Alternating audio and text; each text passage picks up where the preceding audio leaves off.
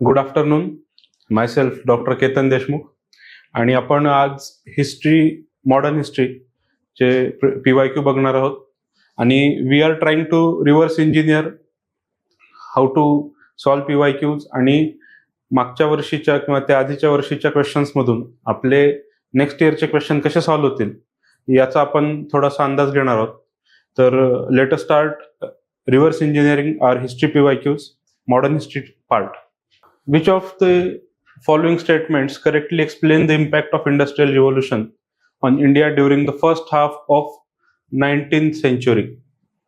आता हा जो पार्ट आहे first half of 19th century, I would advice everyone की यामध्ये यू हॅव टू राईट. काही होत नाही इथं असं लिहा की बाबा first half of 19th century म्हणजे 1850च्या आधी त्याच्यात काय काय झालं असेल. मग इंडस्ट्रियल रिव्होल्युशन मध्ये त्यावेळी काय झालं होतं 1850च्या आधी, they were trying to impose restrictions on India आणि they were not interested in governing India. म्हणजे गव्हर्निंग इंडिया, इंडियन्सना इन्क्लूड करणं हे सगळं कधी चालू झालं 1857च्या नंतर, रादर 1853च्या नंतर, पण major boost was after 1857. They felt need की बाबा इंडियन्स पण थोडे थोडे पार्ट घेता आलं पाहिजे, otherwise there would be a revolt. त्यामुळं हे बऱ्यापैकी सगळे या ऑप्शनमध्ये याच्यामध्ये जे सेंटेन्सेस असतील that might be the impact of industrial revolution, but whether these are the impact of industrial revolution in the first half of 19th century हे आपण बघणार आहोत. ठीक आहे. So let us analyse the options from bottoms up. Heavy duties were imposed on imports of British manufacturers. हे तर कधीच शक्य नाही. This statement is factually wrong because duty-free imports were allowed from Britain. Railway lines were laid in many parts of the country. No, railway lines were laid after 1852. आपल्याला माहिती आहे. तर majority railway लाईनचं जे काम झालंय ते आफ्टर 1857 झालेलं आहे. त्यामुळे this sentence is also wrong. Machines were introduce in Indian textile industry in large numbers.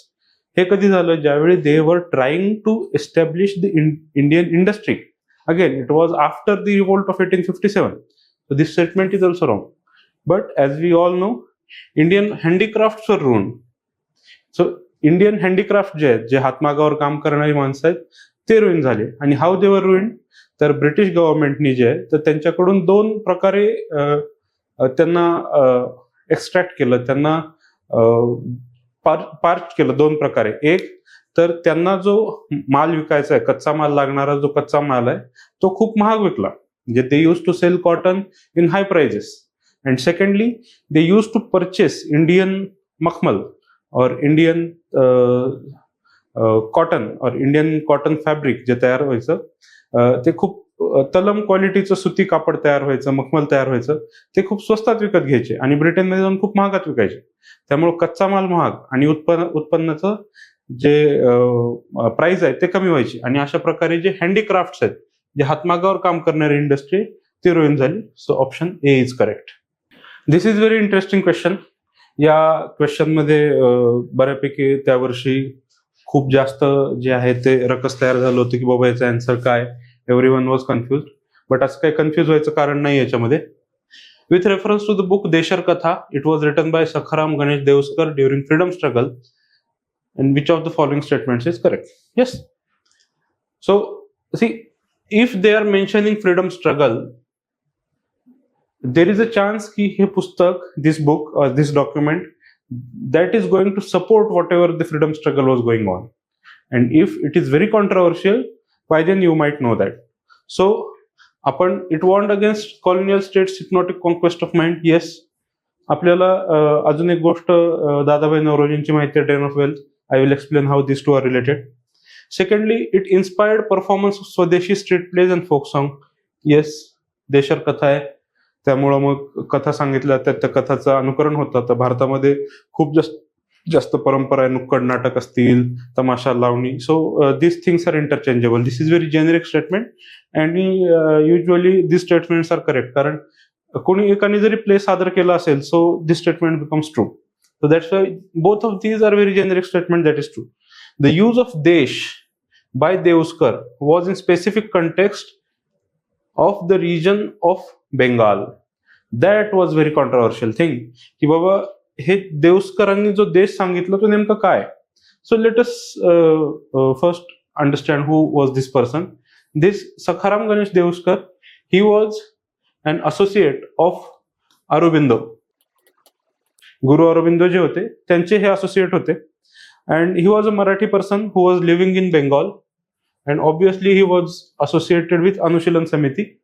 तर and he was one of the brains behind this hypnotic conquest of mind. So this is a theory related to the drain of wealth theory. Drain of wealth was given by Dadabhai Naoroji. Similarly, R.C. Dutta होते, त्यांनी पण drain of wealth दिलं होतं. तर याचा एक alter part म्हणजे ते आपल्याला ब्रिटिश लूट करतायत, तर त्याच्या सोबतच ब्रिटिशांनी भारताच्या मनावर गुलामगिरी कशी ठासवली, तर ते यांनी सांगायचं काम केलं. हिप्नॉटिक कॉन्क्वेस्ट ऑफ माइंड, म्हणजे British are mighty, we cannot defeat them, ही जी फिलिंग त्यांनी आपल्यामध्ये रुजवली होती, तर त्यांनी देशर कथामध्ये त्याच्याविषयी बोलले. आणि as he was the partner with Shri Guru Aurobindo, आपल्याला माहिती आहे की Aurobindo was a national leader who inspired the minds of people. आणि मग त्यामुळं Aurobindo also use to speak about this, की we can defeat Britishers. And he used to preach about all those things, and about the mind games he used to speak about spirituality. तर हे देवस्कर सुद्धा त्याच्याशी related आहेत. तर हे जे देश आहे ना, again this is very narrow interpretation of देश, है ना. मग आपण कधी पण हिस्ट्रीमध्ये आपण मॉडर्न आणि मेडिवल आणि एन्शियंट पाहताना पण हे बघितलं होतं, की ज्या ज्या वेळी आपल्याला असे सेंटेन्स येतात त्यावेळी think in the broader perspective. हे असं स्टेटमेंट आलं तर थिंक की बाबा कोणीतरी एकानं प्ले केला असेल का, yes, so that might be correct. आणि this is very narrow interpretation. देश म्हणजे फक्त बंगालच का? If that person is Marathi, whether he is writing in Bengali or Urdu or any Arabic language, his देश might be different thing. So that statement is bit sceptical. आणि म्हणून जो ऑप्शन आहे आपला, so we can eliminate this option. आणि by eliminating that option आपल्याला answer येऊन जातं. Answer is 1 and 2. So next question is Gandhi Irwin pact. Gandhi Irwin pact included which of the following?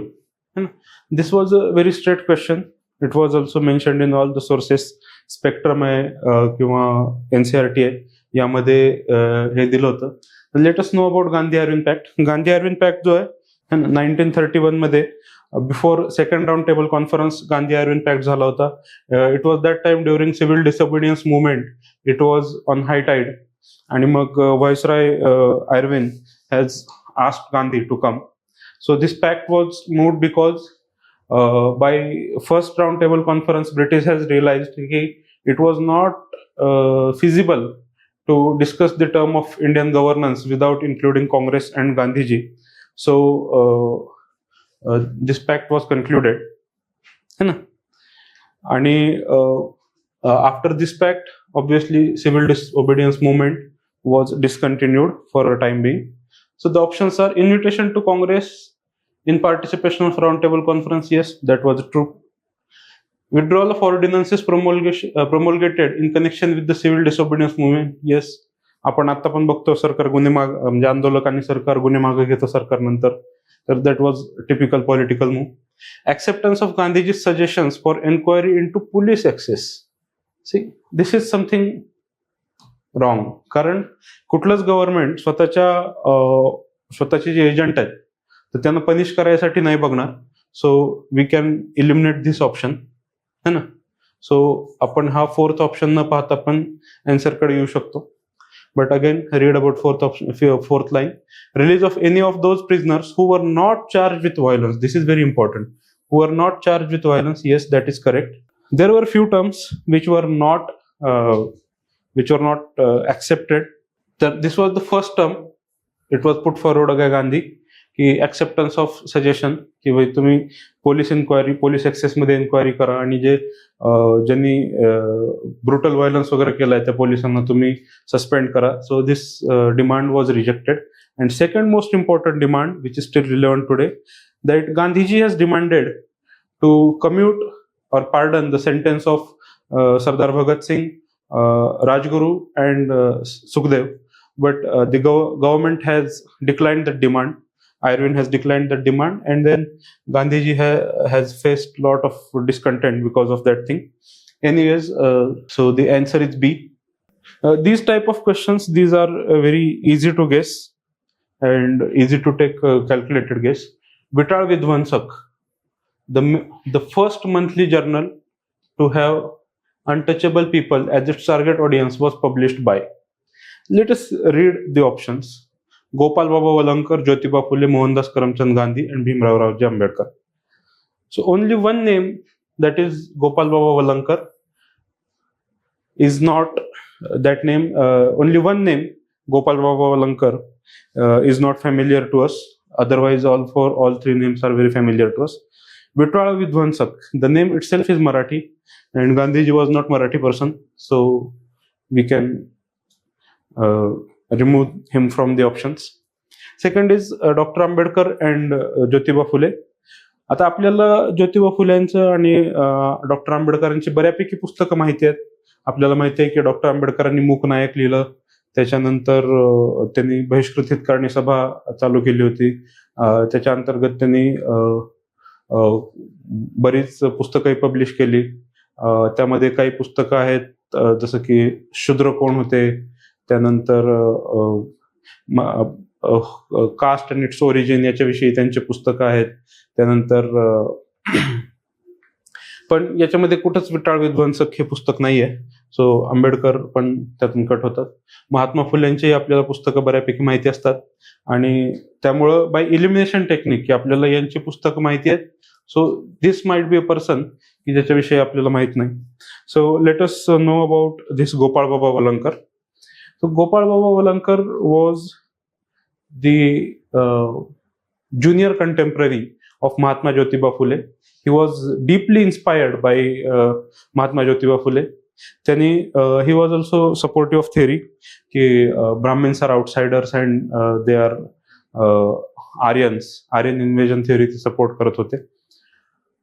तर त्यांनी एक अनार्य दोष परिहार नावाची एक संघटना चालू केली होती. अनार्य दोष परिहार, that is important in this context. अनार्य दोष परिहार. आणि he use to write regularly in Sudharak आणि दीनबंधू. तर आपल्याला या दोन्ही मॅगझिन्स विषयी सगळ्यांना माहिती असते. Now it is your task की ज्योतिबा फुले आणि गांधीजी आणि आंबेडकर यांनी कुठली कुठली पुस्तकं लिहिली हे तुम्ही स्वतःहून रिसर्च करा आणि याच्याविषयी माहिती घ्या. कारण आपण पाहिलं की रिव्हर्स इंजिनिअरिंग मध्ये आपल्याला या गोष्टींची माहिती असणं गरजेचं असतं. Again in context of Indian history, Rakhmabai case of 1884 revolved around women's right to gain education, age of consent, restitution of conjugal right. Now it is very tricky to eliminate, कारण हे सगळं छान छान दिसतंय ना.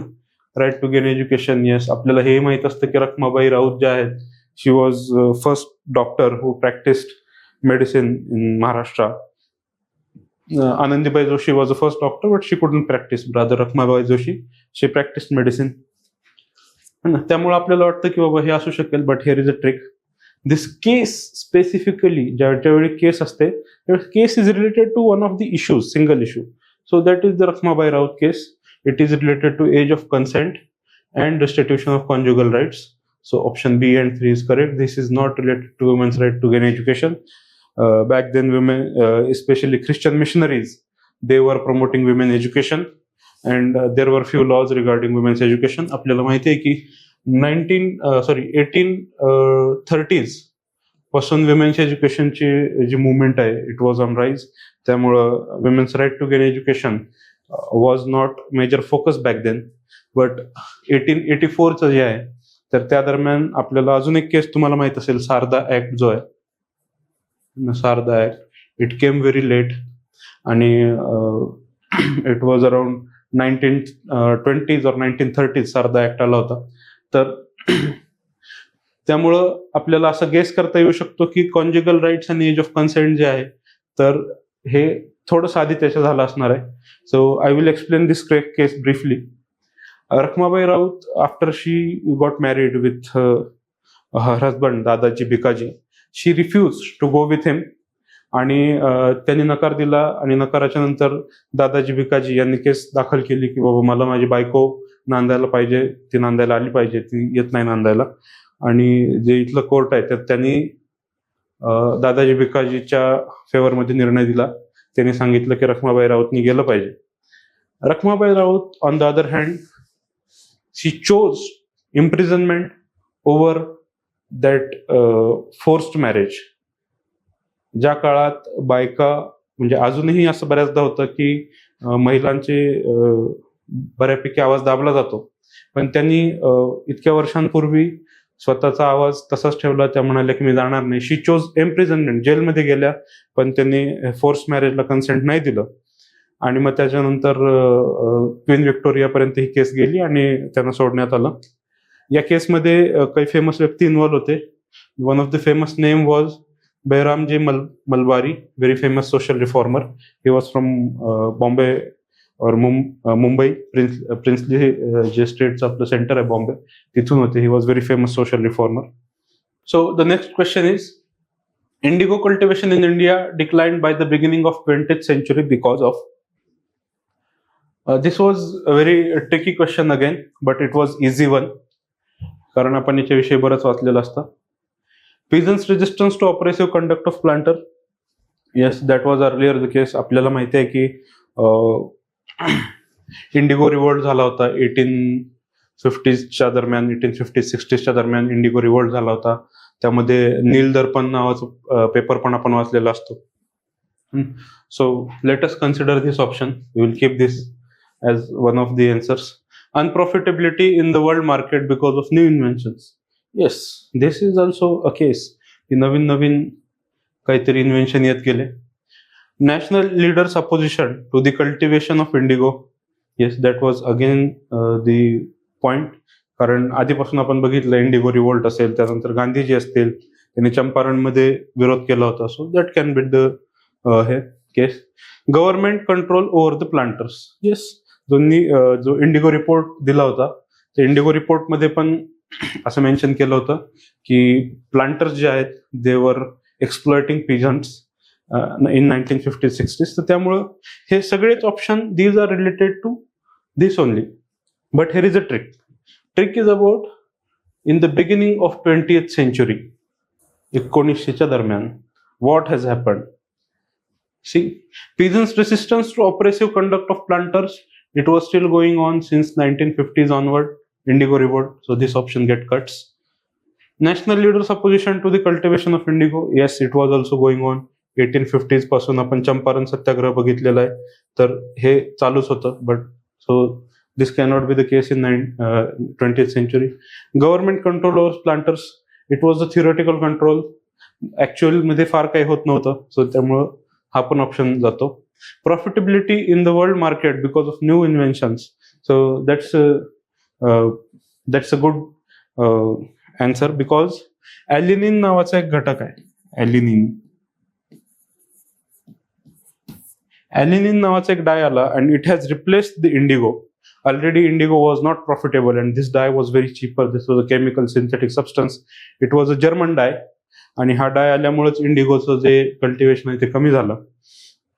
But again regarding the Indigo revolt, आपल्याला माहिती आहे की इंडिगो रिव्होल्ट जो आहे, तर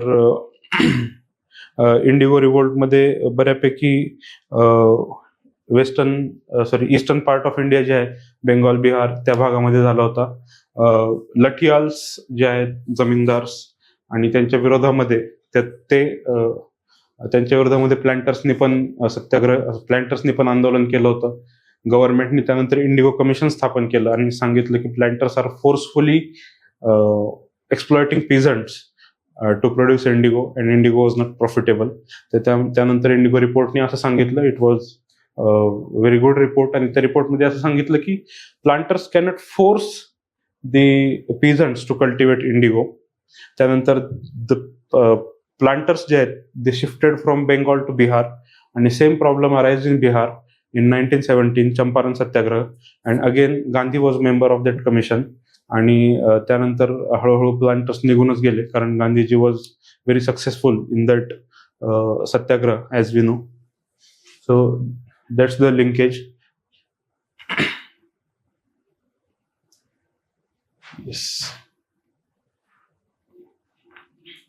Wellesley established a college. का कॉलेज एस्टॅब्लिश केलं वेलेस्लीने? Yes, you know that Wellesley was the Governor General or Viceroy of India. Wellesley established Fort Williams College in Calcutta because he was asked by Board of Director in London to do so. No, it was the opposite case. They later on forced him to close that college.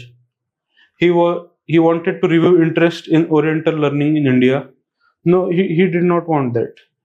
He himself was interested, but that was not the sole reason.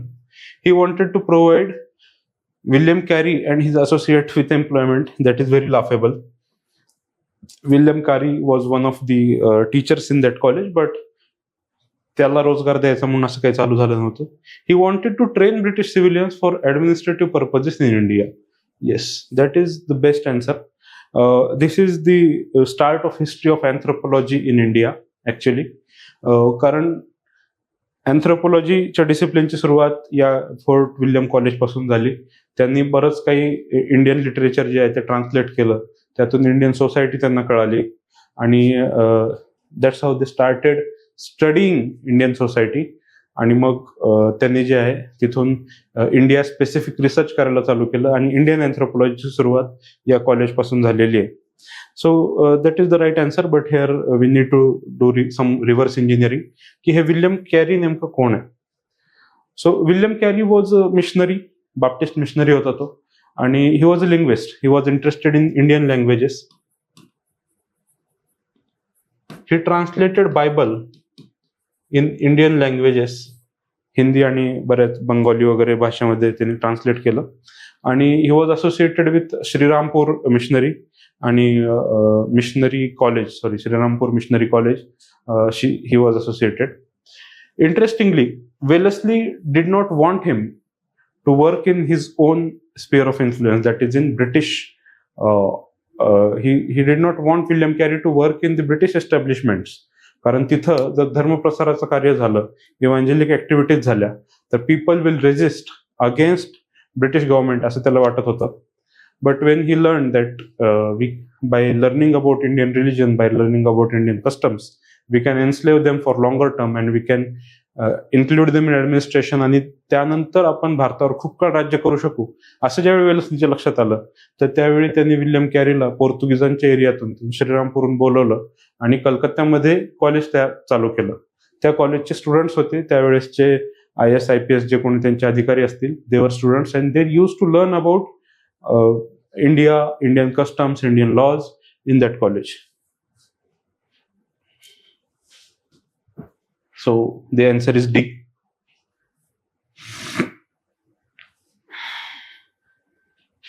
Yes, with reference to the history of India, Ulgulan or the Great Tumult is the description of which of the following event? आपल्याला सगळ्यांनाच माहिती आहे की Ulgulan, this is very obvious question. Ulgulan is related to Birsa Munda revolt, है ना. उलगुलानचा अर्थ असतो be ready for change और क्रांती, असा त्याचा अर्थ आजकाल घेतला जातो. आताही बऱ्याच सगळ्या संस्था किंवा बरेच भारतातले जे ट्रायबल मुवमेंट्स आहेत, they use this term Ulgulan. It was very famous term. Now we need to learn about these two things.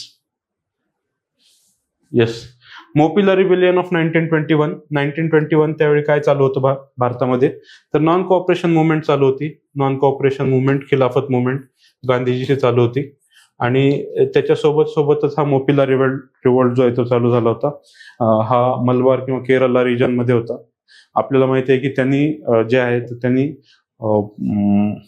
Non cooperation मुवमेंटला सपोर्ट केला, बट लेटर ऑन मोपिला जो रिवोल्ट आहे, that revolt got turn religious और communal, आणि they killed the Hindu landlords, and it was a violent movement. So Gandhiji considered this as a failure of non-cooperation movement, की violence झालं त्याच्यामध्ये,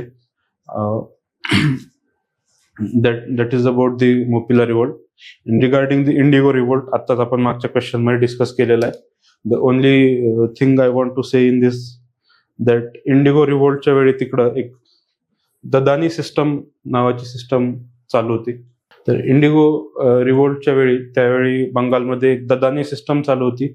जसं चंपारणच्या वेळी 3 कठिया system चालू होती, तसं इथं ददानी सिस्टम आहे. ददानी इज लाईक ॲडव्हान्स लोन्स दिले जायचे ददानीमधून, आणि ते लोन्स जे आहेत तर ते नंतर इंडिगो फोर्सफुल प्लांटेशनसाठी त्या लोन्सचा वापर केला जायचा. चंपारणमध्ये सिमिलरली 3 कठिया सिस्टम होते, इकडे ददानी सिस्टम होती.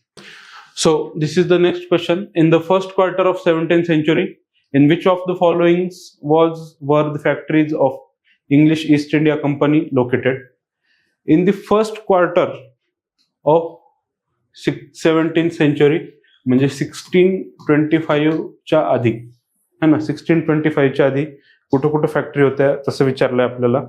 आणि this was very very very difficult question, कारण आपण इतकं मायन्यूट वाचत नाही. So I would like to give you the map.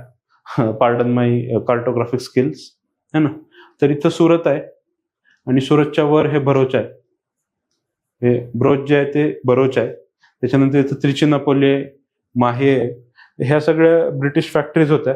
यापैकी फक्त ही जी फॅक्टरी आहे Bharuch, it was around 1620s, आणि या सगळ्या नंतर झालेल्या फॅक्टरी आहेत, चिकाकोल, त्रिचिनापोली वगैरे.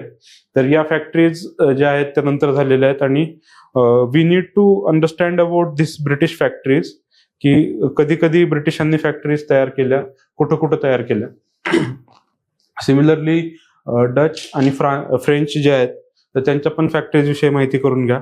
आपल्याला युजली फर्स्ट फॅक्टरी माहीत असते की सुरतला त्यांनी चालू केली होती म्हणून, पण सुरत आहे, बॉम्बे आहे ना, आग्रा आहे. These all were factories in the first quarter of 17th century. Obviously Bharuch is one of them, so the answer is one only. It is very difficult to eliminate because this is very factual and knowledge based question. तर त्यामुळं हा question guess करताना I would like to remind you की इथं negative जायचे chances खूप आहेत. तर त्यामुळं be very careful about this questions. Yes, this was a very difficult question in that year, because आपल्याला याच्याविषयी काहीच माहित नाही, आणि these are very very very detailed factual askings ते आपल्याला विचारतायत. With reference to Madanapalle in Andhra Pradesh, which one of the following is correct? तर Pingali Venkayya design tricolour flag here. Pattabhi Sitaramayya has led Quit India movement of Andhra region from here, आणि वगैरे वगैरे. तर I would like to say की आपण याला एलिमिनेट कसं करू. Let us go from option by option. C, आपल्याला हे माहित असतं option D, madam Blavatsky and colonel ओकॉल्ड setup headquarter of theosophical society here. आपल्याला हे माहिती आहे की इट इज इन अडियार. आपण हे रेग्युलर वाचतो, अडियार. और चेन्नईचा जो पार्ट आहे, मद्रास, सॉरी त्यावेळी मद्रास होतं ते इथं झालेलं आहे. So this option get eliminated. Pattabhi Sitaramayya led Quit India movement in Andhra region from here. तर क्विट इंडिया मुवमेंट जी आहे तर ती मुवमेंट युजली मोठ्या पोर्ट्स किंवा मोठ्या सिटीजमध्ये झाली होती, आणि पट्टाभी सीतारामय्यांनी ते लीड केली होती मासुलीपट्टणमला, है ना. So this option also get eliminated. आता हे 2 ऑप्शन इथे राहतात, Pingali Venkayya design tricolour flag here, आणि Rabindranath Tagore translated national anthem from Bengali to English here. So the correct answer is this, but A आणि सी मध्ये कन्फ्युजन राहतच. तर तुम्हाला जर माहित नसेल तर ऍटलिस्ट या मेथडमधून तुम्हाला 50-50 इलिमिनेशनचा चान्स मिळतो. पिंगाली वेंकय्याने जे इंडियन नॅशनल फ्लॅग डिझाईन केलं होतं तर that was in Vijayawada, and it was very early. It was in 1921 session, है ना. It was during the 1921 session of Congress in Vijayawada. Pingali वेंकय्यांनी नॅशनल फ्लॅग डिझाईन केला होता. This is very important information, कारण फ्लॅगच्या विषयी बरेच MCQ येत असतात, क्वेश्चन येत असतात. तर त्यामुळं keep eye on this type of information you are getting from your PYQs. So The next question. Consider the following statement. Montagu Chelmsford Reform of 1919 recommended granting voting rights to all women above 21. Yes, all skeptical word आहे आपल्याला माहिती आहे. Government of India Act 1935 gave women reserved seats in the legislature. Yes, that was the case. हे आपल्याला fix माहिती आहे. मॉन्टेगो Chelmsford रिफॉर्मनी voting right आणि ते पण ऑल विमेनला आणि ते पण एज ऑफ 21. नो, हे असं काही झालं नव्हतं.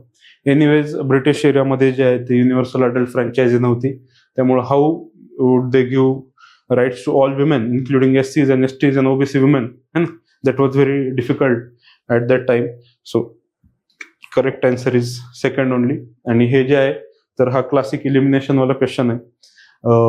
We need to learn more about Montagu Chelmsford Reform and Government of India Act, कारण these are important from the point of mains as well as prelims.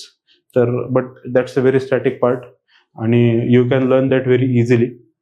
With reference to 8th August 1942 in Indian history, which one of the following statement is correct?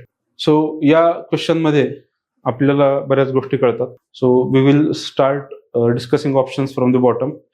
Cripps proposed an Indian Union with full dominion status once the Second World War was over. Yes, that was the proposal of Cripps mission. पण it was not on the 8th August, है ना. So this is cancelled. याला गांधीजींनी post dated cheque म्हणालं होतं. World war over झाल्याच्या नंतर तुम्ही काय द्याला मला, असं गांधीजींनी त्यावेळी म्हणाले होते. Congress ministries resigned in 7 provinces. Yes, it was before the Quit India movement, but that's not the case. Viceroy's Executive Council was expanded to include more Indians. Yes, that was the offer by then Viceroy Wavell, and he has expanded. The Quit India resolution was adopted by All India Congress Committee. Yes, 8th August is the day. याला आपण क्रांती दिन पण म्हणतो, क्रांती दिन.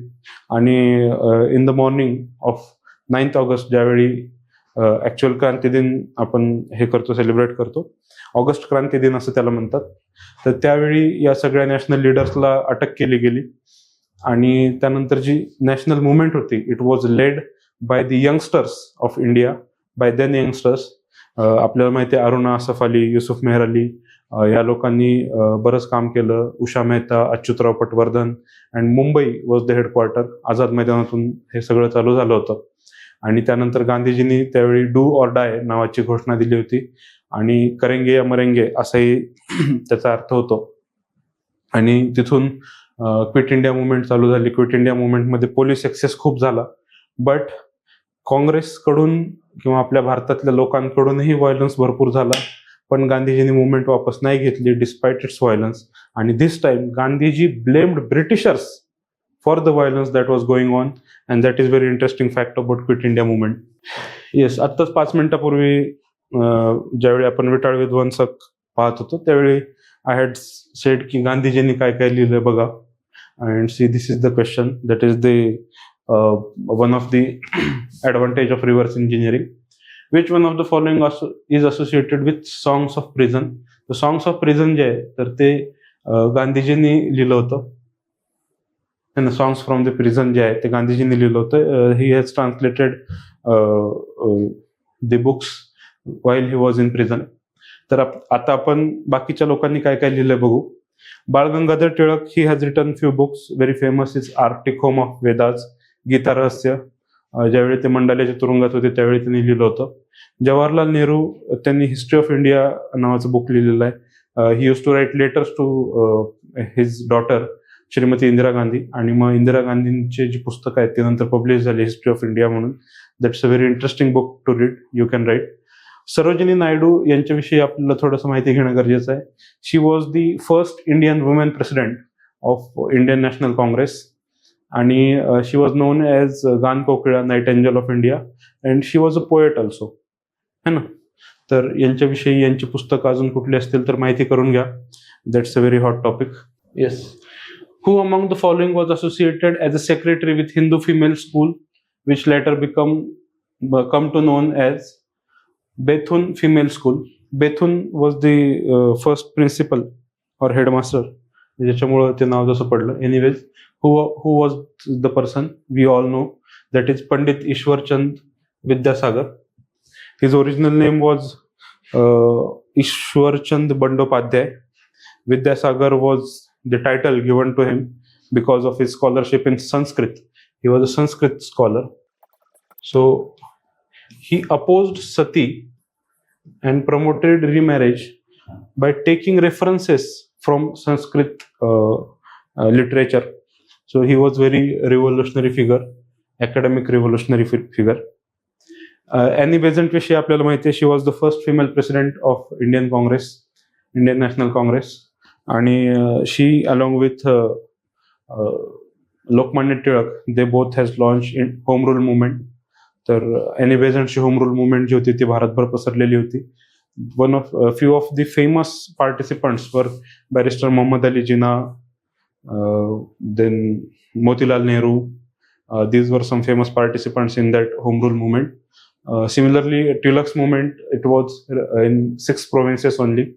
Berar, Maharashtra वगैरे वगैरे. बॉम्बे मध्ये टिळकांची movement नव्हती. Tilak has then demanded he has changed the organization of Congress and he has demanded की वेगवेगळ्या ज्या काँग्रेसच्या सभा आहेत किंवा ज्या काँग्रेसच्या कमिटीज आहेत त्या लिंग्विस्टिक लाईन्सवर असल्या पाहिजेत. That was the main demand by Tilak in that home rule movement. So you should know that.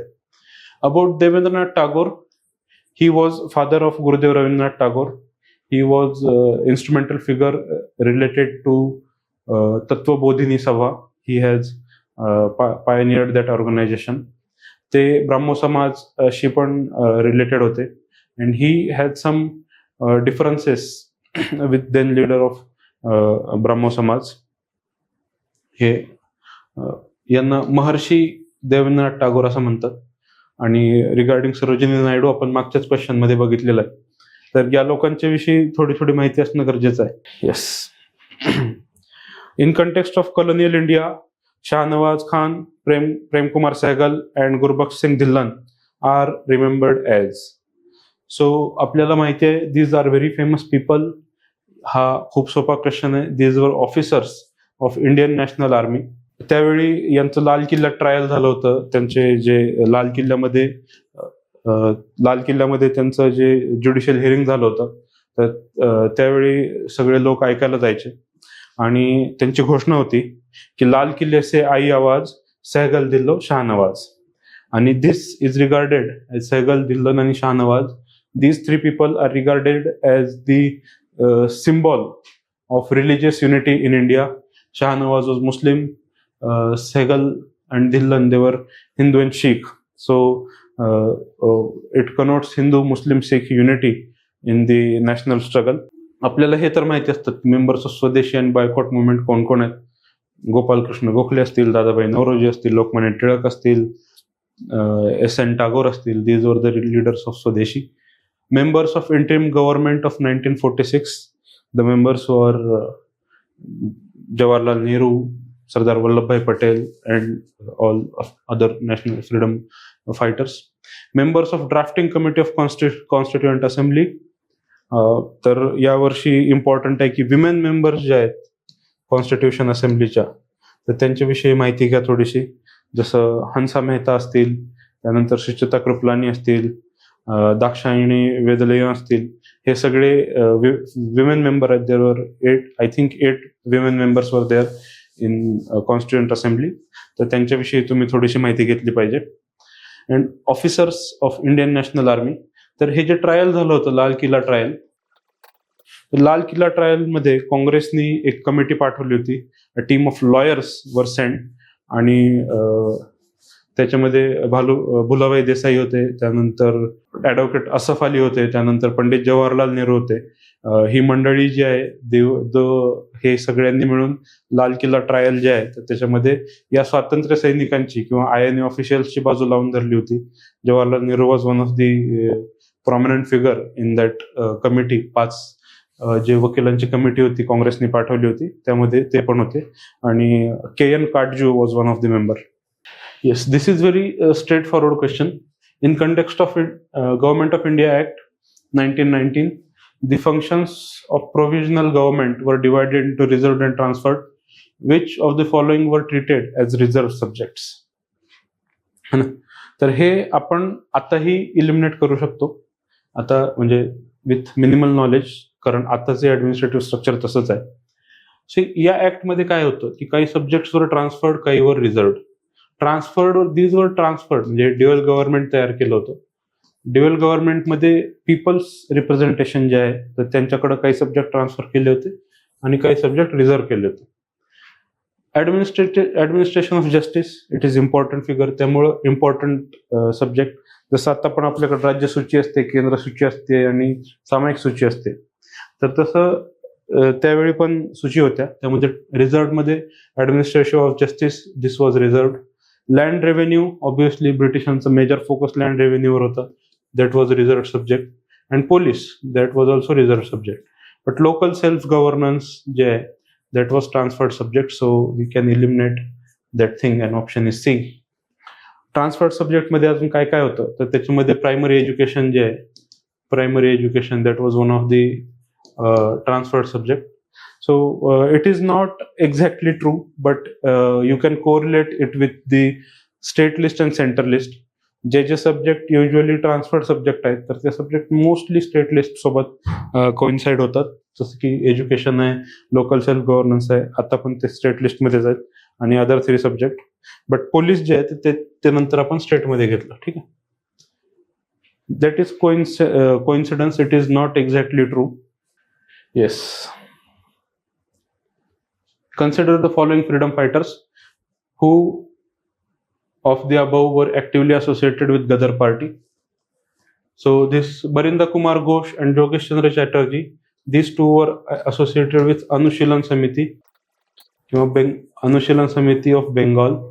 याच्याशी हे दोघं रिलेटेड होते, त्यामुळे ऑप्शन 1 आणि 2 1 अरे sorry, the fourth option is 3 only, and that is the right answer, Rash Bihari Bose. He was associated with the Gadar party. Rash Bihari Bose was very important figure in history. तुम्हाला माहित असेल राश बिहारी बोस यांच्याविषयी मी तुम्हाला थोडी माहिती देतो. राश Bihari Bose, he was the one who was instrumental in throwing bomb on Viceroy Harding. ज्यावेळी इंडियाची कॅपिटल कलकत्त्यावरून दिल्लीला शिफ्ट होत होती, तर त्यावेळी व्हायसरॉय हार्डिंगवर राश बिहारी बोस यांनी बॉम्ब टाकला, and then he fled to Japan. जपानमध्ये त्यांनी, आपल्याला माहिती आहे की he was related to Indian national army. He was also a president of Hindu Mahasabha, जे ग्लोबल त्यांचं एक ऑर्गनायझेशन होतं. हिंदू महासभा जी इंडियन पॉलिटिकल ऑर्गनायझेशन होती, त्याची ग्लोबल विंग होती, त्याच्याशी रिलेटेड राश बिहारी बोस होते. He was a very revolutionary freedom fighter. ते गदर पार्टी सोबत पण काम करायचे. Rash Bihari Bose has work with at almost all parties in that period of time, and he has inspired many people. With reference to proposals of Cripps mission, consider the following. Constituent Assembly would have members nominated by Provincial Assembly as well as the princely state. नाही, कारण Cripps mission मध्ये आपण पाहिलं की constituent assembly तयार करणार आपण. Yes, that's good. पण कॉन्स्टिट्युएंट असेंब्लीमध्ये 2 टाईपचे मेंबर होते. One was elected member, other was nominated member. Elected member was from provincial assembly आणि नॉमिनेटेड मेंबर जे होते ते प्रिन्सली स्टेटचे होते. सो असं जे आहे ते, this is not the case, so this option get cancelled. Any province which is not prepared to accept new constitution would have right to sign the separate agreement with Britain regarding the future status. Yes, that was correct, and this was a major bone of contention. So that is the answer 2 only. याला म्हणतात right to secede. right to secede, की वेगळं होण्याचा अधिकार जो आहे तर तो ब्रिटिशांनी सगळ्या प्रिन्सली स्टेटला दिला. त्यामुळं Congress, specially Pandit Nehru, he opposed the Cripps mission, and he said ki that is Cripps mission was sent to kill India and shatter India into the different parts, असं नेहरूने त्यावेळी म्हणलं होतं. This is the question. With reference to Indian history, consider following statement. Dutch established their factories warehouse on the east coast on the lands granted to them by Gajpati rulers. Yes, let us wait for that. Alfonso the Albuquerque captured Goa from Vijapur Sultanate. Yes, आपण काल ancient इंडियाच्या याच्यामध्ये बघितलं की कृष्णदेवराय है ना, Krishnadevaraya helped Portuguese to capture Goa from Bijapur. हे it was around 1510. East India Company established factory at Madras on plot of land leased from representative of Vijayanagar empires. Yes, त्यावेळी नायक होते, तर Nayakas has help them. So these two are correct. Let us analyze this. Dutch established their factories, warehouses on the east coast on land granted to them by Gajpati rulers. No, Gajpati rulers and the Dutch, they were fighting with each other. ते त्यांचं एकमेकांशी जमायचं नाही, तर त्यामुळं that is not the right option. Option second and third, that is correct one. By which of the following acts the Governor General of Bengal designated as Governor General of India? It is very very very very straightforward question, and आपल्या सगळ्यांना त्याचा answer माहिती आहे. It was the Charter Act of 1833. आता याच्यामध्ये थोडंसं लक्षात ठेवायसारखं असं आहे की let us learn how the patterns in this act changes. हा रेग्युलेटिंग ऍक्ट जो होता तो पहिल्यांदा 1773 ला आला, त्यानंतर पिट्स इंडिया ऍक्ट आला, त्यानंतर चार्टर ऍक्ट येऊ लागले है ना. तर यामध्ये कसं झालेलं आहे की from regulating acts to charter act of 1833 इथपर्यंत जे आहे तर दॅट इज सेंट्रलायझिंग टेंडन्सी. म्हणजे सगळ्या ज्या पॉवर्स आहेत तर powers were concentrated into governor of Bengal है ना, हळूहळू. And the powers of governor of Bombay, governor of Madras, they were reduced from 1773 to 1833. त्यानंतर हळूहळू हे सेंट्रलायझेशन कमी झालं आणि डिव्होल्युशन ऑफ पॉवर चालू झालं. 1853 ला लोकल मेंबर्स घेतले आणि obviously after 1857 revolt devolution took place very fast. तर हे जे आहे हे असं थोडंसं 1833 it is very famous charter act and it is a landmark in the Indian administration, कारण त्यानंतर डिव्होल्युशन ऑफ पॉवर चालू झालं. So we need to know about that act. Who was the provisional president of the constituent assembly before doctor Rajendra Prasad took over? तर it is like a pro tem speaker. Provisional president is like pro tem speaker आता जे असतात आपल्याला. So we all know that Dr. Satchidanand Sinha, he was one of the most senior members back then. So he was the provisional president. तर C. Rajgopalachari जे होते तर he was the first interim governor. म्हणजे राष्ट्रपती doctor Rajendra Prasad when he took from the or when Indians took over from the Britishers, Lord Mountbatten he retired. आणि त्यानंतर for the brief period of time, C. Rajgopalachari, he took over as the first Governor General of India, and then he handed over that post to Dr. Rajendra Prasad. That is very less known information, but don't confuse it with this person, Provisional President of Constituent Assembly. He was Satchidanand Sinha, and then these two people, Dr. Ambedkar, you know that he was not involved into this kind of official positions. T. Krishnamachari, he was very powerful figure. He was finance minister back then in first government of free India. आता बघा इथं C Rajagopalachari जे आहे, we need to learn about this options असं मी नेहमी म्हणतो. We need to learn about C Rajagopalachari, कारण लगेच याच्या संदर्भात क्वेश्चन येऊ शकतात आपल्याला, आणि I am going to demonstrate that thing.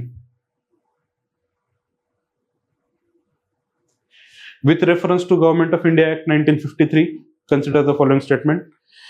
It provided for the establishment of All India Federation based on union of British Indian province and princely state. Yes, that was the one of the proposals. Defense and foreign affairs were kept under control of federal legislature. No. तर again transferred subject आणि reserve subject इथं पण होते. Dual government सेंटरला घेतलं होतं त्यावेळी 1935च्या ऍक्टमध्ये. So these two, defence and foreign affairs, these were reserved subject. हे व्हाईसरॉयच्या अंडर होतं हे सगळं, आणि जे फेडरल लेजिस्लेचर आहे त्यांच्या अंडर वेगवेगळे सब्जेक्ट होते. त्यामध्ये हे दोन सोडून बाकी सगळे सब्जेक्ट होते. आणि so that is the case. But this union, all India federation, याच्यामध्ये क्लॉज असा होता की if all princely state would agree, सगळ्या प्रिन्सली स्टेटनी कधी ॲग्री पण केलं नाही, एक. आणि दुसरं, आफ्टर 1935 कधी रेग्युलर इलेक्शन कंडक्ट नाही झाले, तर त्यामुळं पण हे फेडरेशन कधी तयार नाही होऊ शकलं. So this is the thing, federation was never never never came into life, but it was one of the provisions. We need to know about that thing. आणि government of India act 1935, it is known as one of the basic things on which our constitution is built upon. कारण it itself was a very bulky affair. आणि याच्यातूनच आपले बऱ्यापैकी administrative आणि गव्हर्नन्सचं जे structure आहे ते तयार झालं होतं. तर त्यामुळं आपण जे पायनियर्स ऑफ कॉन्स्टिट्यूशन आहेत, पायनियर्स ऑफ इंडिया जे आहेत, तर त्या लोकांनी they took this act as a base for establishment of Indian union. आणि याच्यातले काही काही प्रोव्हिजन्स आहेत, जसं इमर्जन्सी प्रोव्हिजन आहे, गव्हर्नरचं प्रोव्हिजन आहे. These all provisions come from this act, and it is very famous act, and it is very important act for UPSC exam. Yes. Now, again, C. Rajagopalachari is here. This we all know. Bharatiya Janasangh, Shyama Prasad Mukherjee. Socialist Party, C. Rajagopalachari, we don't know yet. Congress for Democracy, we don't know. Swatantra Party, Acharya Narendra Dev, no, because Acharya Narendra Dev was related to Socialist Party. है ना? But this is cross-matched, so only two are correct. So about C. Rajagopalachari, he was one of the key figures from Tamil Nadu, and also he was related to Gandhiji. Actually, not directly related, through the further matrimonial alliances. They two were related. C. Rajagopalachari never took part in Quit India movement, and that's why he was never arrested in Quit India movement. हे तुम्ही थोडंसं लक्षात घ्या, कारण कधी कधी question असा येतो की he was arrested on in Madras और whatever like that, but that is not the case. He never took part in Quit India movement. C राजगोपालाचार्यांनी त्या दरम्यान एक दुसरं काम केलं, ज्याला राजाजी फॉर्म्युला म्हणतात. राजाजी आणि लियाकत अली खान या दोघांनी एक फॉर्म्युला डिवाइस केला होता की हाऊ टू सेपरेट और हाऊ टू गेट पार्टिशन. आणि त्यांनी त्यावेळी काही सब्जेक्ट वाईज हे केलं होतं की हे सब्जेक्ट युनियन डिसाईड करेल आणि इंडिया अँड पाकिस्तान दोन कसे कसे एकमेकांच्या सोबत ऍक्ट होतील वगैरे असं. But that formula never come to life. Again C Rajagopalachari was first governor general of India, आणि त्यानंतर first president of India doctor Rajendra Prasad झाले. He was a Gandhian leader, although he promoted economic liberation. It was on pro-capitalist line, or त्या काळात म्हणल्यासारखं it was pro-American line. He supported American style of economic liberalization, and that's why he opposed Jawaharlal Nehru's policy of state control or socialism. So that was, he was anti-socialist person. So this pair is wrong. आणि आपल्याला काही socialist leader माहिती आहेत. Acharya Narendra Dev was one of them. Congress socialist party त्यांनी तयार केली होती. त्याच्यामध्ये डॉक्टर राम मनोहर लोहिया होते, त्याच्यामध्ये जयप्रकाश नारायण होते. या सगळ्या लोकांनी ही पार्टी तयार केली होती. आणि या पार्टीचे जे बाकी मेंबर्स आहेत, त्याच्यानंतर प्रजा समाजवादी पार्टी PSP ही पार्टी नंतर तयार झाली यातून. आणि सी राजगोपालाचारी यांचे जे फेमस आपले हे आहेत मेंबर्स आहेत पार्टीचे, Minoo Masani was very famous, ज्यांनी बँक नॅशनलायझेशनच्या अगेन्स्ट केसेस केल्या होत्या. Then Gayatri Devi, she is very famous with for her case. Indira गांधींनी त्यांची प्रॉपर्टी जप्त केली होती. All these were members of the Swatantra party. KM Munshi वगैरे हे सगळे त्याचे मेंबर होते.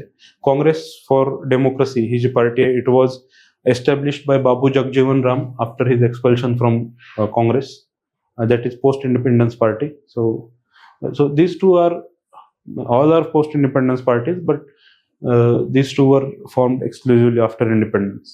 Yes. So Next question is 2025 11th question. Consider the following statement about Raja Ram Mohan Roy. See, राजा राम मोहन रॉय हे आपलं रेग्युलर येणारी थीम आहे है ना. नेहमी आता याआधी पण राजा राम मोहन रॉय आणि डेअरीज विषयी क्वेश्चन आला होता. तर आता बघूयात what about Raja Ram Mohan Roy. He possessed great love and respect for the traditional philosophical system of the East. Yes. And he desired his countrymen to accept the rational and scientific approach and the principle of human dignity and social equality for all men and women. मग आता हे दुसरं जे statement आहे हे फार generic आहे, त्यामुळे हे करेक्टच आहे ऑब्विसली. आणि असे जेनेरिक स्टेटमेंट युजली करेक्ट असतात. विषय येतो इथं की ही possessed great love and respect for traditional philosophical system of the East. तर बऱ्याच लोकांना असं वाटतं की he was against a traditional system, कारण त्यांनी सतीचा विरोध केला, विधवा विवाहाला मान्यता दिली किंवा बालविवाहाला त्यांनी विरोध केला. मग हे ट्रेडिशनल सिस्टमच्या विरोधात होते का? पण तसं नाहीये. तुम्ही लक्षात घ्या की त्यांनी जी स्वतःची एक ऑर्गनायझेशन काढली होती, तर त्याचं नाव होतं ब्राह्मो समाज है ना. आणि हे जे ब्राह्मो समाज आहे, तर ब्राह्मो समाज यांनी राजाराम मोहन रायांनी त्याच्यामध्ये उपनिषदामध्ये खूप रिसर्च केला होता. उपनिषदांचं ट्रान्सलेशन त्यांनी केलं आणि he was proponent of Vedantic system. So he was not against the philosophical system of the east. ते इथल्या फिलॉसॉफिकल सिस्टमच्या विरोधात नव्हते, बट रादर त्यांनी ती सिस्टम प्युरिफाय केली. त्यामधल्या ज्या अनिष्ट चालीरीती आहेत, रूढी परंपरा आहेत, त्यांना विरोध केला. तर त्यामुळं he had great respect and love. Yes, that is also correct. हे आपल्याला या नावावरून दिसून येतं. Similarly he is also known as father of newsletters in India. त्यांच्या आधीही काही न्यूजपेपर होते ऑब्व्हियसली, पण त्यांचे न्यूजपेपर फार फेमस होते. एक नाव होतं मिराज, जे की पर्शियन लँग्वेजमध्ये होतं, आणि दुसरं समन कौमुदी नावाचं पेपर होता आपला है ना, जे की बेंगॉलीमध्ये होतं. तर हे दोन न्यूजपेपर त्यांनी काढले होते. सोबतच he was also great admirer of Britishers philosophies, की त्यांनी जे एकेश्वरवाद होतं, मोनोथिइझम, मग त्यांनी एक पुस्तक पण लिहिलं होतं ज्याचं नाव आहे गिफ्ट टू मोनोथिइस्ट. आणि याच्यामध्ये काय, तर याच्यामध्ये उपनिषदामध्ये कसं कसं मोनोथिइझम प्रीच केलेलं आहे याच्याविषयी त्यांनी लिहिलं. जसं की उदाहरणार्थ आपल्या इथं अहम ब्रह्मास्मी ही फिलॉसॉफी आहे, किंवा आपल्या इकडं अद्वैत वेदांत ही फिलॉसॉफी आहे. यामध्ये बऱ्यापैकी एकेश्वरवाद सांगितलेला आहे आणि बऱ्याच फिलॉसॉफी आपल्या एकेश्वरवादावरच आहेत. आणि हा एकेश्वरवाद इतर धर्मांमध्ये पण आहे, इस्लाममध्ये आहे, ख्रिश्चनिटीमध्ये आहे. मग त्यामुळं ते ख्रिश्चनिटी आणि हिंदू रिलिजन यांना जवळ आणणारा स्कॉलर म्हणून पण यांना ओळखलं जातं. तर हे ऑप्शन बी आहे. त्यांच्याविषयी अजून थोडी ॲडिशनल माहिती म्हणजे त्यांना ही जी राजा पदवी आहे, ही राजा पदवी ही अकबर II यांनी दिली होती. अकबर II नावाचं जे मुघल एम्परर होता, त्यांनी अकबर पदवी दिली होती. आणि त्यानंतर ते त्याच्या पेन्शनची केस लढायसाठी लंडनपर्यंत गेले होते Rajaram Mohan Roy. So he was very important figure back then. Consider the following subjects with regard to non cooperation movement. Again non cooperation movement याआधी येऊन गेलेला प्रश्न आहे, त्याच्यामुळे हा फार सोपा प्रश्न आहे. Boycott of law courts and foreign clothes. Yes, गांधीजींनी त्यामध्ये मेन जो प्रोग्राम लिहिला होता त्याच्यामध्ये पहिला आहे बॉयकॉट ऑफ लॉ कोर्ट्स आणि हे observance of strict non violence. Gandhian मुवमेंटचं ते एक वैशिष्ट्य आहे. Retention of title and honours without using them in public.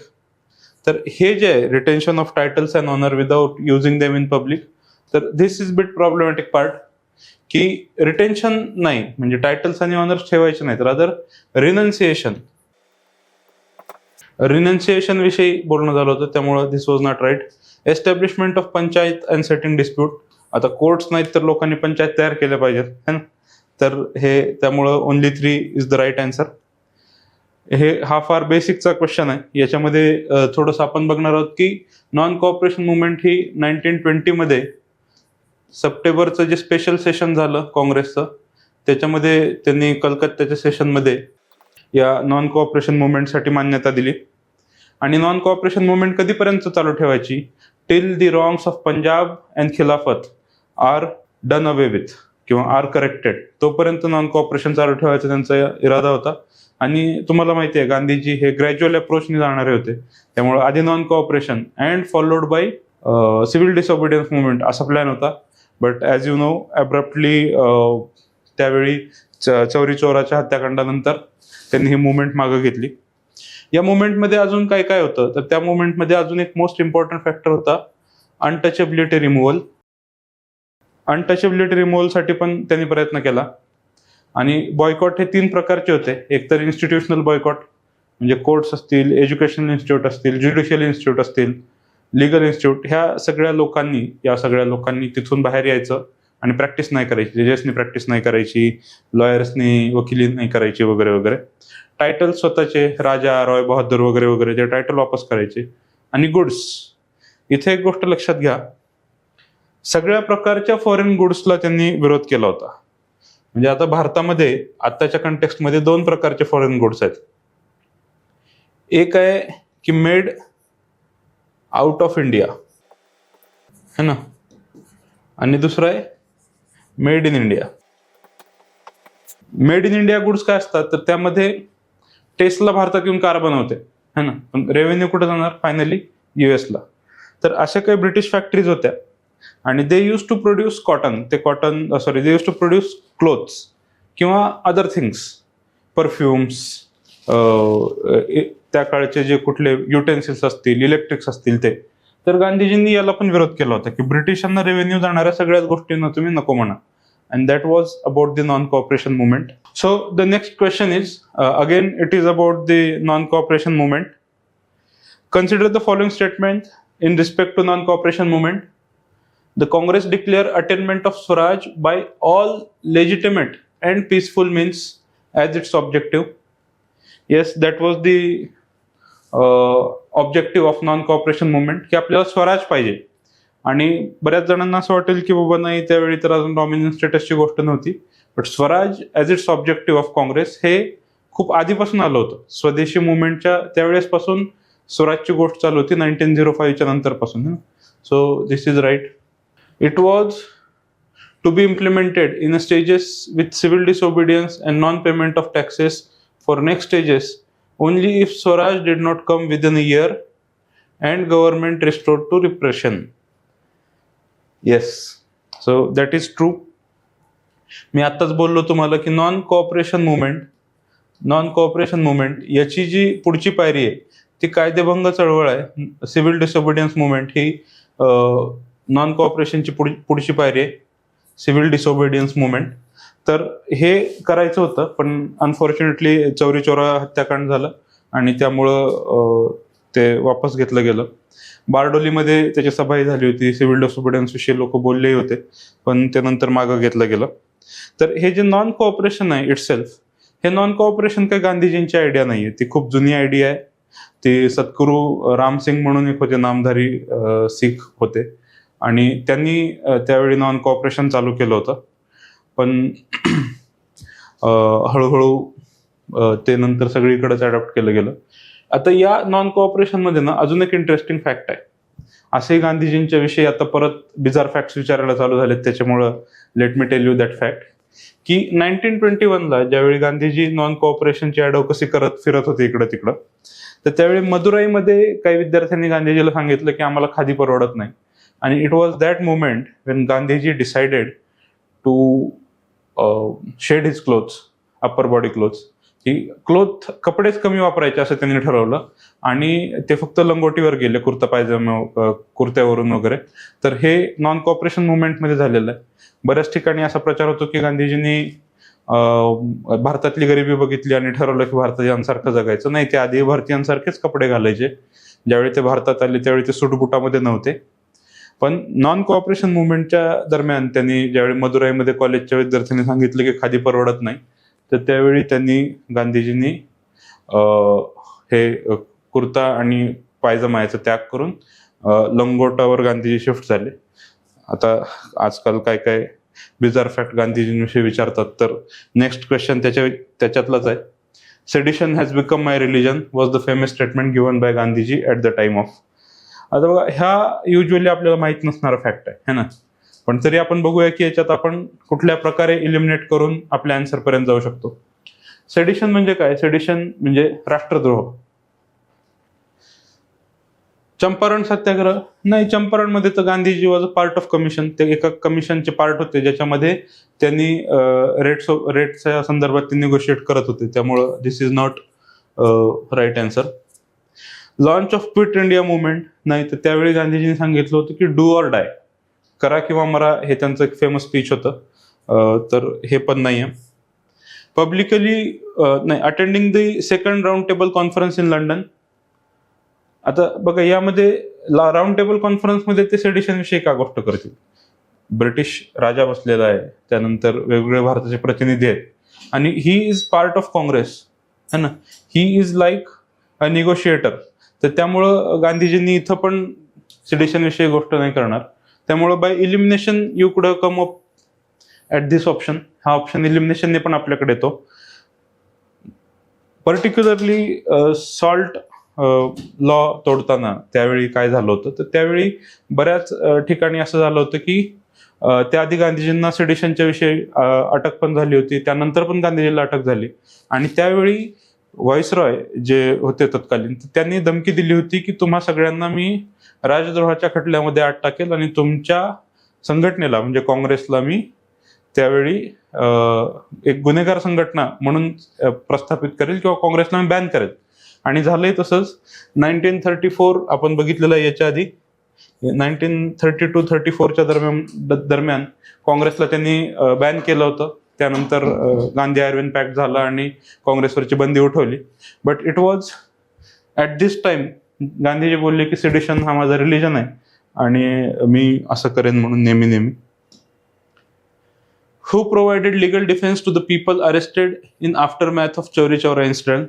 Again परत नॉन कोऑपरेशन विषयीचा प्रश्न आहे ना, त्यामुळं यावर्षीचे खूप फेमस थीम ही नॉन कोऑपरेशन होती असं दिसतंय.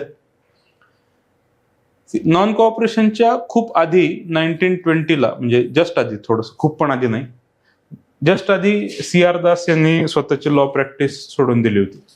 तर त्यामुळे इट इज हायली अनलाइकली की CR दास लगेच कोर्ट घेऊन जातील. म्हणजे मी तरी तसा विचार केला होता, तर त्यामुळे मी हे एलिमिनेट केलं. मोहम्मद अली जिना हे पण लिबरल होते, आणि ज्यावेळी खिलाफत नावाचा इशू नॉन कोऑपरेशनमध्ये घेतला गेला, म्हणजे धर्माला राजकारणात का आणता म्हणून जिनांनी त्यावेळी काँग्रेस सोडली होती. जिना, एनी बेझंट, त्यानंतर SN बॅनर्जी या लोकांनी काँग्रेस सोडली होती. That was non cooperation period 1919-1920च्या दरम्यानच हे सगळं झालं होतं. तर त्यामुळं जिना पण ऑप्शन होऊ शकत नाही. आणि दिस इज आयर्नी की जिनांनी काँग्रेस का सोडली, का तर तुम्ही धर्माला राजकारणात आणू शकत नाही. पण त्यांच्या असं लक्षात आलं की आपल्याला राजकारण काही जमत नाही बाबा, आपण धर्माचा आधार घेतल्याशिवाय, आणि म्हणून ते मुस्लिम लीगचं राजकारण करायला परत आले. एक कुठलेही इस्लामचे प्रिन्सिपल न पाळणारा माणूस, फक्त आणि फक्त ब्लडने ब्रिटिश असणारा माणूस, त्याच्यामध्ये इस्लामचं कुठलंच तत्व नव्हतं, असा माणूस आज एका इस्लामिक राष्ट्राचा निर्माता होऊ शकतो. तर त्याचं कारण हे धर्मावर आधारित राजकारण आहे जे जिन्नांनी केलं. या दोन ऑप्शनमध्ये डॉक्टर सैफुद्दीन किचलू आणि ख्वाजा हसन निजामी.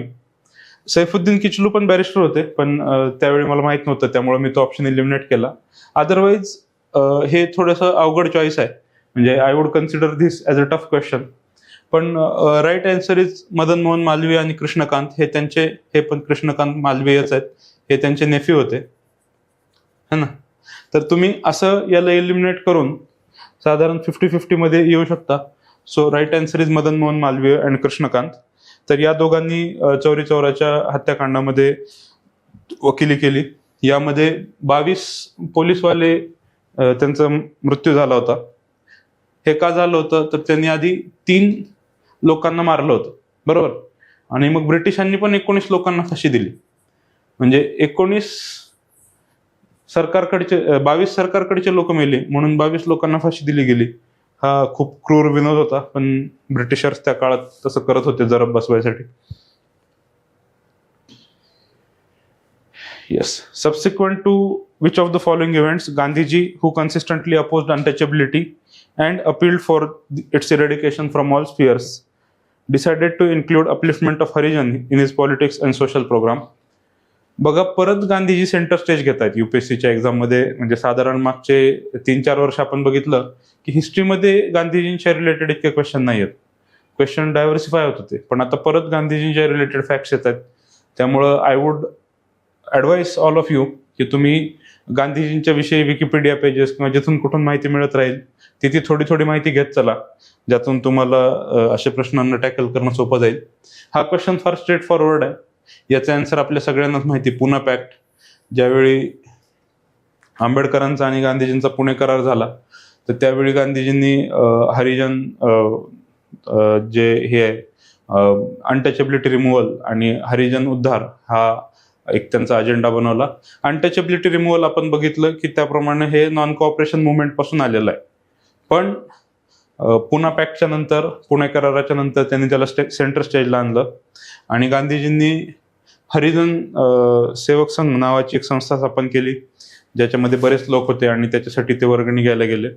आणि इथंच गांधीजींनी सांगितलं की मी फक्त आंतरजातीय विवाहांना मान्यता देईन किंवा आंतरजातीय विवाहांना उपस्थित राहील ज्याच्यामध्ये एक जो पार्टनर आहे तर तो हरिजन असेल. तर हे त्याच दरम्यानची घटना आहे सगळी. अगेन बाकीचे ऑप्शन आपण बघूयात. दी गांधी आयर्विन अग्रीमेंट, याच्यामध्ये काही असं बोलायचा संबंध नाही, आपण ते आधीच्या क्वेश्चनमध्ये पण बघितलं. Arrest of Congress leadership at the time of quit India movement, इथून हरिजनकडे जायचा काही संबंध नाही. Promulgation of government of India act, याच्यात तर गांधीजीचा काहीच संबंध नाही, कारण गांधीजी काही व्हाईसरॉय नव्हते भारताचे, त्यामुळं ते प्रोमल्गेट करू शकत नाहीत. हा खूप क्लासिक क्वेश्चन आहे. आपलं थीम्स नावाचं जे NCERT आहे, तर थीम्स मधून हे प्रश्न सॉल्व्ह होतात है ना. Consider the following fruits: papaya, pineapple, guava. How many of the above वर introduce in India by Portuguese in 16th and 17th century. तर आता हे ज्याने थीम्स वाचलाय त्यांनी बघितलं असेल की हे सगळंच पोर्तुगीजांनीच भारतामध्ये इंट्रोड्यूस केलेलं आहे. याच्यासोबत अजून काही गोष्टी इंट्रोड्यूस केल्या. रताळे, ज्याला स्वीट पोटॅटो म्हणतात, तर त्यानंतर टोमॅटोज असतील, त्यानंतर चिलीज आहेत, मिरच्या, त्यानंतर पंपकिन, भोपळा, ग्राउंडनट, शेंगदाणे. मराठी माणसांचा सगळा आहार शेंगदाणे, टमाटे, हे सगळं पोर्तुगीजांनीच आणलेलं आहे. काजू, कॅश्यूनट, तर हे पण पोर्तुगीजांनी भारतात आणलेलं आहे. त्यानंतर टोबॅको, तंबाखू ही भारतामध्ये पोर्तुगीजांनी आणलेली आहे. भारतामध्ये जरी खूप प्रचार होत असला तरी पण तंबाखू ही पोर्तुगीजांनी आणलेली आहे. आणि एक इंटरेस्टिंग फॅक्ट असा आहे की मुघलांना तंबाखू फार आवडायची नाही, त्यामुळं राजा जहांगीर याने तंबाखूवर बंदी पण घातली होती त्या काळामध्ये, आणि त्याच्याने त्याला रेव्हेन्यू लॉस पण खूप झाला. आणि रबर हे पोर्तुगीजांनी इंट्रोड्यूस केलेलं आहे. या इतर काही गोष्टी आहेत ज्या पोर्तुगीजांनी इंट्रोड्यूस केल्या होत्या. सोबतच आपण बघतो की यांचा जितका भारतामध्ये परिणाम आहे तर त्याहीपेक्षा अजून बराच मोठा परिणाम ब्रिटिशांचा राहिलेला आहे. तर ब्रिटिशांनी भारतामध्ये चहा इंट्रोड्यूस केला. नंतर गाजर जे आहे, कॅरट, गाजर, हे पण ब्रिटिशांनी इंट्रोड्यूस केलं. बीटरूट पण ब्रिटिशांनी इंट्रोड्यूस केलं. त्यानंतर कॉलीफ्लॉवर, जो फ्लॉवर नावाचा कोबी खातो आपण, तो. आणि बेकरीचं कल्चर, ब्रेड, पाव, बिस्किट्स, हे सगळे ब्रिटिशांनी भारतामध्ये इंट्रोड्यूस केलेल्या गोष्टी आहेत. डे टू डे आयटम वाटत असले तरी पण हे ब्रिटिश आयटम आहेत आपल्यासाठी. Who among the following was the founder of self respect movement. हा पण क्वेश्चन फार स्ट्रेट फॉरवर्ड आहे. फक्त याच्यामध्ये आपल्याला थोडंसं रिव्हर्स इंजिनिअरिंग जास्त करायला लागेल, कारण नावं 2 नवीन आहेत. तर हे जे E.V. रामास्वामी नायकर आहे, तर हे पेरियार आहेत. आपल्या सगळ्यांना माहिती आहे की he was associated with self respect movement. तर त्यामध्ये काय, सेल्फ रिस्पेक्ट म्हणजे स्वतःला मान्यता देणं, स्वतःची जे आत्मसन्मान आहे ते स्वतः मेंटेन करणं, अशी मुवमेंट आहे. आणि याच मुवमेंट मधून पुढं द्रविड कळगम नावाची मुवमेंट तयार झाली, ज्याचं नंतर राजकीय स्वरूप हे DMK, द्रविड मुन्नेत्र कळगम, AIDMK है ना, ऑल इंडिया द्रविड मुन्नेत्र कळगम, हे आहे असं. तर मग आताचे द्रविडियन पॉलिटिक्स आहे त्याची सुरुवात सेल्फ रिस्पेक्ट मुवमेंट पासून झाली. तर हे पेरियारने चालू केलं. पेरियार आधी काँग्रेसमध्ये होते, त्यानंतर ते जस्टिस पार्टीमध्ये गेले. जस्टिस पार्टी, MC राजा वगैरे ही जी मंडळी होती यांनी जस्टिस पार्टी तयार केली होती. त्यांचा तमिळनाडू असेंब्लीमध्ये फार प्रभाव होता. आणि ते पण दलितोद्धारासाठी काम करायचे. मग जस्टिस पार्टीच्या नंतर त्यांनी स्वतःचं द्रविड कचगम तयार केलं, द्रविड कळगम तयार केलं, है ना. त्यांनी काही पुस्तकंही लिहिली. त्याच्यामध्ये इंडियन रेनिसा, न्यू इंडियन रेनिसा असं त्यांना म्हणलं जातं. सच्ची रामायण, रामायणातील सत्य काय वगैरे अशी पुस्तकं त्यांनी लिहिलेली आहेत. आणि लँग्वेज पॉलिटिक्स हे त्यांनी खूप चालू केलं. तर द्रविडियन पॉलिटिक्स ज्याला म्हणतात, द्रविड नाडू ही आयडिया त्यांचीच आहे पेरियारची. तर ही वॉज अ ग्रेट फिलॉसॉफर आणि ग्रेट सोशल रिफॉर्मर. तर यांच्याविषयी जरूर वाचा. डॉक्टर आंबेडकर, आपल्याला माहिती आहे की डॉक्टर आंबेडकरांविषयी आपण बऱ्याचदा बोललेलो आहेत आणि त्यांच्याविषयी मी तुम्हाला सगळं सांगितलेलं पण आहे. हे 2 नावं नवीन आहेत. दीनबंधू भास्करराव जाधव हे 2 मराठी नाव आहेत, आणि दिनकरराव जवळकर हे दोघेही सत्यशोधक समाजाशी रिलेटेड आहेत. पैकी भास्करराव जाधव आणि केशवराव जेधे यांनी भारतामध्ये नंतर शेतकरी कामगार पक्षाची स्थापना केली. आणि दिनकरराव जवळकर जे आहेत तर त्यांनी बरंच लिहायचे. ते फिलॉसॉफर होते, त्या काळातले सत्यशोधक फिलॉसॉफर. आणि त्यांनी एक देशाचे दुश्मन नावाचा त्यांनी पुस्तक लिहिलं होतं. सोबतच त्यांचे 2 पेपर आहेत, न्यूजपेपर पण आपल्याला माहिती पाहिजेत, कारण न्यूजपेपरवर बरंच काही काही विचारतात. कैवारी नावाचा न्यूजपेपर होता, आणि त्याच्यानंतर तेज नावाचा एक न्यूजपेपर आहे. तर हे दोन्ही न्यूजपेपर याच्याशी, दिनकरराव जवळकर यांच्याशी रिलेटेड आहेत. पैकी कैवारी मध्ये भास्करराव जाधव पण होते, तर ते पण त्याच्याशी रिलेटेड आहेत, है ना. एवढी माहिती या दोघांच्यासाठी भरपूर आहे. हे दोघं सत्यशोधक होते, इतकं जरी माहित झालं तरी भरपूर आहे. आणि यांच्यासोबत 3रा माणूस होता, केशवराव जेधे. हे 3 सत्यशोधक फार फेमस होते त्या काळात महाराष्ट्रामध्ये. इतकं आपलं हिस्ट्रीचं 2025 पर्यंत होत आहे. So thank you very much.